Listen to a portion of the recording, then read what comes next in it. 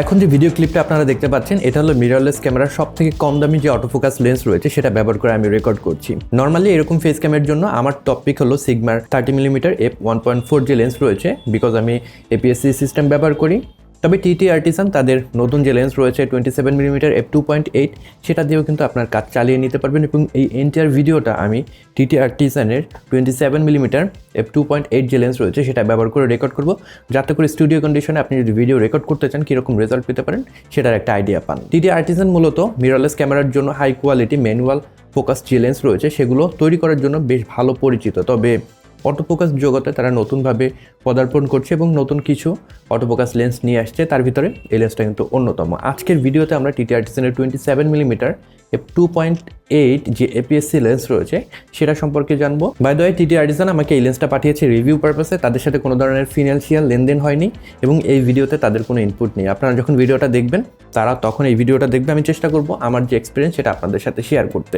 এই লেন্সটার current price হলো $149, বাংলাদেশি মার্কেটে যদি আপনি চিন্তা করেন 16,000 16,500 টাকার ভিতরে আপনি পেয়ে যাবেন এই লেন্সটা। আমি ডেসক্রিপশন বক্সে এই লেন্সটা আপনি কোন জায়গা থেকে কিনতে পারেন সেটার কিছু লিঙ্ক দিয়ে রাখবো, আপনারা সেখান থেকে কিনে নিতে পারেন যদি আপনাদের পছন্দ হয়। তো চলুন প্রথমে আনবক্সিং দিয়ে শুরু করি। I really love this box. Black mat কালারের একটা বক্সে লেন্সটা চলে আসছে। আমরা যদি বক্সটাকে ওপেন করি প্রথমে কিছু ডকুমেন্টেশন পেয়ে যাবো, ওয়ারেন্টি কার্ড পেয়ে যাবো। সেগুলো পাশে রেখে যদি দেখি উপরে একটা ফোম কভার দেওয়া আছে এবং এই ফোম কভারের নিচে আমাদের অ্যাকচুয়াল যে লেন্স রয়েছে সেটাকে পাবো এবং একটা লেন্স ফুট পাবো। বেশ ছোটো চিকন একটা লেন্স ফুট, বিকজ এই লেন্সের যে ডিজাইন সেখানে দেখতে পাবেন ফ্রন্ট এলিমেন্টটা অনেকটাই ভিতরের দিকে। সো এখানে আপনার বড় সড়ো কোনো ধরনের লেন্স হুডের দরকার নেই, এটা দিয়ে কিন্তু কাজ চলে যাবে। এবং এই লেন্স হুডটা কিন্তু পুরোপুরি মেটাল বিল্ডের একটা লেন্স হুড। এরপর যদি লেন্সটাকে আমরা লক্ষ্য করি, বেশ ছোটোখাটো একটা লেন্স। আমি যদি কম্পেয়ার করি সনির যে কিট লেন্স রয়েছে সেটা থেকেও কিছুটা ছোট হবে এই লেন্সটা। প্যানকেক ঘরনার যে লেন্সগুলো রয়েছে অনেকটাই সেরকম দেখতে, এবং বেশ কম্প্যাক্ট একটা লেন্সের যে বিল্ড কোয়ালিটি সেটা আমার বেশ ভালো লেগেছে। মোস্টলি মেটাল বিল্ডের এবং কিছু কিছু জায়গায় প্লাস্টিক রয়েছে, এবং পেছনে এটা যে মাউন্ট রয়েছে সেটাও কিন্তু মেটাল বিল্ডের একটা মাউন্ট। সামনের দিকে যদি লক্ষ্য করি একটা ফোকাস হুইল পেয়ে যাবো, এবং এখানে কোনো হার্ড স্টপ নেই। আপনি যদি ফোকাস হুইলটা ঘোরান দেখবেন খুব স্মুথলি কিন্তু ফোকাস হচ্ছে। এটা ফোকাস বাই ওয়্যার মোডে কাজ করে, এবং তার ঠিক পাশেই দেখবো একটা অ্যাপারচার রিং রয়েছে, এবং এটা একটা ক্লিকি অ্যাপারচার রিং। আপনি যদি চান ম্যানুয়ালি কিন্তু অ্যাপারচার চেঞ্জ করতে পারবেন, এবং এইখানে অ্যাপারচার থাকছে 2.8 থেকে শুরু করে 16 পর্যন্ত। আর একটা অপশন থাকছে দ্যাট মিনস অটো মোড। আপনি যদি এ মোডে রাখেন তখন কিন্তু অ্যাপারচারটাকে ক্যামেরা থেকেই কন্ট্রোল করতে পারবেন। লেন্স ক্যাপটা যদি লক্ষ্য করি প্লাস্টিক বিল্ডের একটা লেন্স ক্যাপ পেয়ে যাব, এবং এই লেন্স ক্যাপটা আপনি খুব সহজে লাগাতে পারবেন, খুলতে পারবেন, কোনো ধরনের সমস্যা হবে না, এবং এটা খুলে যায় না, এই ধরনের সমস্যা নেই। TTArtisanের আগের যে লেন্সগুলো ছিল ম্যানুয়াল লেন্স, সেখানে আমরা লক্ষ্য করেছি লেন্স ক্যাপ লাগাতে খুলতে অনেক সমস্যা, লাগালে অনেক সময় খুলে যায়, বাট সে ধরনের কোনো সমস্যা কিন্তু এখানে আমরা পাচ্ছি না।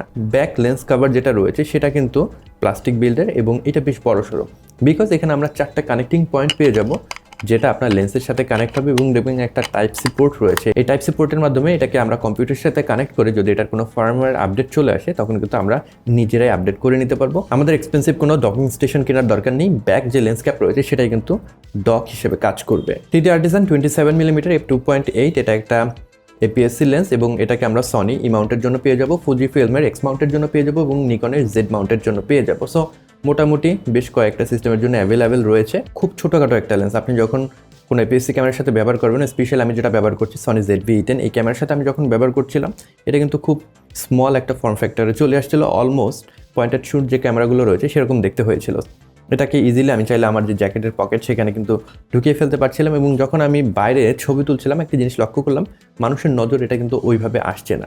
অন্যান্য সময় যখন বড় সড়ো লেন্স নিয়ে বের হই তখন অনেক মানুষের নজরে সেটা চলে আসে, তবে আপনি যদি এরকম একটা কম্প্যাক্ট সিস্টেম নিয়ে বের হন তাহলে কিন্তু খুব সহজেই মানুষের চোখে পড়বেন না। স্ট্রিট ফটোগ্রাফি যারা করেন তাদের জন্য কিন্তু একটা বেনিফিট দেবে এটা। মাত্র 94 গ্রাম এটার ওজন, এবং ফিল্ড অফ ভিউ পাচ্ছি 56 ডিগ্রির মতন। আমরা যদি ফুল ফ্রেম ইকুইভ্যালেন্ট চিন্তা করি 27mm, এটা ফুল ফ্রেমে গিয়ে হয়ে যাচ্ছে 40.5 মিলিমিটারের মতন একটা ফিল্ড অফ ভিউ আমরা পাবো। সো বেশ কমফোর্টেবল একটা জোন। আপনারা দেখবেন এটা খুব বেশি জুমড ইনও না, আবার খুব বেশি ওয়াইডও না। এটা দিয়ে কিন্তু আপনি সব কাজ করতে পারবেন, অলরাউন্ডার লেন্স বলতে পারেন। পোর্ট্রেট আপনি ছবি তুলতে পারবেন, বেশ ভালো একটা ব্যাকগ্রাউন্ড ব্লার পাবেন। দেন আপনি যদি ল্যান্ডস্কেপ তোলেন সেক্ষেত্রে বেশ ভালো ওয়াইড একটা ভিউ কিন্তু এখান থেকে আপনি পাবেন। তার সাথে সাথে স্ট্রিট ফটোগ্রাফি যখন করছেন, রাস্তা দিয়ে হেঁটে যাচ্ছেন, রিচটা খুব সুন্দর একটা রিচ পাবেন। আপনার দেখা যাবে খুব বেশি ওয়াইডও না, আবার খুব বেশি জুমড ইনও লাগছে না, বেশ কমফোর্টেবল জোনে থেকে কিন্তু আপনি ফটোগ্রাফি করতে পারবেন। আপনাদেরকে দেখানোর জন্য আজকের এই ভিডিওটা আমি TTArtisanের 27mm f2.8 এই লেন্স দিয়ে রেকর্ড করছি। আমি এখানে দেখতে পাচ্ছি অটোফোকাস খুব সুন্দরভাবে কাজ করছে। আমি যদি একটু মুভও করি আমাকে ফোকাসে রাখবে। আমি যদি একটু সামনে যাই আবার পেছনের দিকে আসি, দেখতেই পাচ্ছেন বেশ ভালো কিন্তু অটোফোকাস পারফরমেন্স এই ক্যামেরার যে লেন্স রয়েছে সেটা থেকে পাবেন।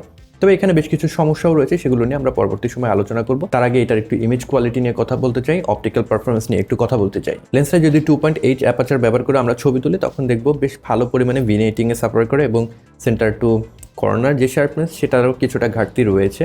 আমরা যদি অ্যাপারচারটাকে নিয়ে যাই 3.5-এ সেক্ষেত্রে দেখবো ভিনিয়েটিং কিছুটা কমে গিয়েছে, শার্পনেসেরও কিছু উন্নতি হয়েছে। আমরা যদি 4.0-তে রেখে ছবি তুলি তখন ভিনিয়েটিং অলমোস্ট গন এবং শার্পনেসও কিন্তু ভালোই পাচ্ছি। এটাকে ইনক্রিজ করে যখন 4.5-এ নেব তখন ভিনিয়েটিং একদমই থাকে না এবং শার্পনেস কিন্তু একদম ট্যাগ শার্প একটা ইমেজ পাবেন। এটার সুইট স্পট আমরা যেটা পেয়েছি সেটা হলো f6.3। যখন আপনি অ্যাপারচার f6.3-তে রেখে ছবি তুলছেন কোনো ধরনের ভিনিয়েটিং থাকবে না এবং একদম রেজার শার্প কিন্তু একটা ইমেজ এই লেন্স থেকে আপনারা প্রডিউস করতে পারবেন। এরপরে যখন আপনারা অ্যাপারচারটাকে ইনক্রিজ করে f10 থেকে শুরু করে আবার f16-এর দিকে যাবেন শার্পনেসটা আবার আস্তে আস্তে কমতে থাকবে। সো আমি আপনাদেরকে সাজেস্ট করবো যদি আপনারা ল্যান্ডস্কেপ তোলেন সেক্ষেত্রে অ্যাপারচারটাকে 6.3 থেকে শুরু করে 8-এর ভিতরে যদি রাখেন বেশ ভালো একটা রেজাল্ট পাবেন। আর যদি পোর্ট্রেট তোলেন f2.8-এ আপনারা ছবি তুলতে পারেন, বাট তখন আপনাকে লাইটরুম ব্যবহার করে বা যে কোনো ধরনের ফটো এডিটিং যে অ্যাপ্লিকেশন রয়েছে সেটাকে ব্যবহার করে ভিনিয়েটিংটাকে রিমুভ করতে হবে, শার্পনেস কিছুটা স্যাক্রিফাইস করতে হবে। আর যদি সব কিছু আপনি ঠিক রেখে পোর্ট্রেট তুলতে চান f4 কিন্তু একটা গুড অপশন। ভিডিওতে অটোফোকাসের কথা তো বললামই, আমার কোনো ধরনের সমস্যা হয়নি সনি ক্যামেরায়, ভিডিওতে অটোফোকাস খুব সুন্দরভাবে কাজ করে। তবে ফোকাস ব্রিদিংয়ের একটা ইস্যু রয়েছে। আমি যদি আমার হাতটাকে সামনে নিয়ে আসি দেখবেন ব্যাকগ্রাউন্ডটা কিন্তু চেঞ্জ হচ্ছে, আবার যদি আমি আমার কাছে নেই এখানে কিন্তু ব্যাকগ্রাউন্ডের যে নাড়াচাড়া সেই জিনিসটা কিন্তু আপনারা লক্ষ্য করবেন। সো এখানে ফোকাস ব্রিদিংয়ের ইস্যুটা আপনার সাফার করতে হবে। নর্মালি কোনো ধরনের সমস্যা হবে না আপনি যদি ইউটিউবের জন্য ভিডিও তৈরি করেন, তবে আপনি যদি প্রফেশনাল কাজ করেন সেক্ষেত্রে বেশ ভালো পরিমাণে প্যারা দেবে কিন্তু এই ফোকাস ব্রিদিং। আপনার ক্যামেরা যদি ফোকাস ব্রিদিং কম্পেনসেশন অপশন থেকে থাকে সেক্ষেত্রে কিন্তু আবার কোনো ধরনের সমস্যা হবে না। লেন্সের সমস্যার ভিতরে আরেকটা যেটা মনে হয়েছে, লেন্সের যে ফোকাস মোটর রয়েছে একটু বেশি নয়েজি।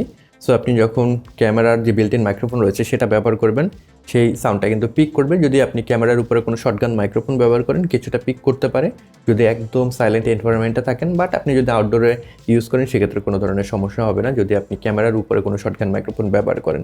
সো এটা নেগলেজেবল একটা সমস্যা, আমার মনে হয় না এটা নিয়ে আপনাদের খুব বেশি প্যারা খেতে হবে, কারণ মোস্ট অফ দ্য পিপল যখন এই ক্যামেরা দিয়ে ভিডিও করছেন আমার মনে হয় না ক্যামেরার যে ইনবিল্ট মাইক্রোফোন রয়েছে সেটাকে ব্যবহার করবেন। আরেকটা সমস্যা রয়েছে সেটা হলো ডিরেক্ট সানলাইটে কিংবা আপনি যদি কোনো হেভি লাইট সোর্সের সামনে থেকে ছবি তোলেন তখন কিন্তু ফ্লেয়ারিং ইন্ট্রোডিউস হবে। এই জিনিসটা কিন্তু আপনাকে একটু মেনে নিতে হবে যেহেতু খুবই বাজেট ফ্রেন্ডলি একটা লেন্স।